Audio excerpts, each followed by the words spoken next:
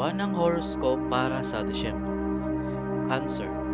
Ang mga taong may zodiac sign na Cancer, nagsasabing maraming pagkakataon na magtagumpay sa iyong mga layunin kung maniniwala ka sa iyong sarili. Mayroon kang lakas ng loob na makamit ang mga bagay, ngunit ang iyong mga pagbagsak ay nagsisimula kapag nagsisimula kang magduda sa iyong sarili.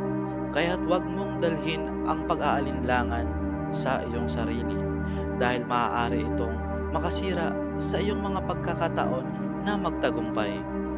Ayon naman sa iyong love horoscope, ang planetang Venus ay tutulong sa magkasintahan na maging mas emosyonal na magkaugnay sa kanilang relasyon.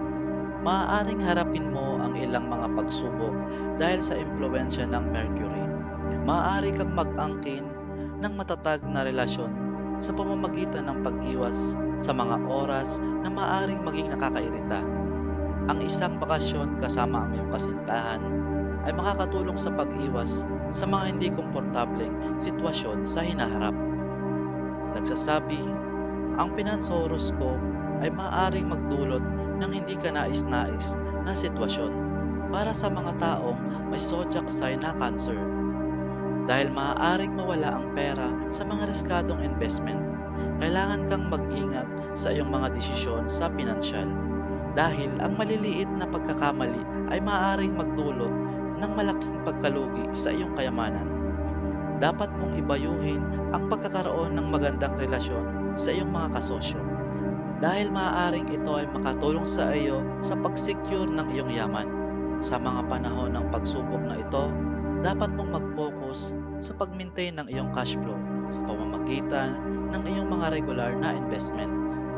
Sinasabi sa career horoscope na ang buwang ito ay hindi magandang panahon para sa paglago ng career. Makakaranas ka ng mga problema sa iyong relasyon sa iyong mga kasamahan sa trabaho na maaaring makaapekto sa iyong produktibidad.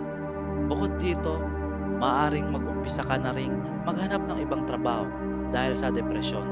Ngunit, dapat mong iwasan ito dahil ito ay hindi magdadala ng magandang benepisyo sa iyo.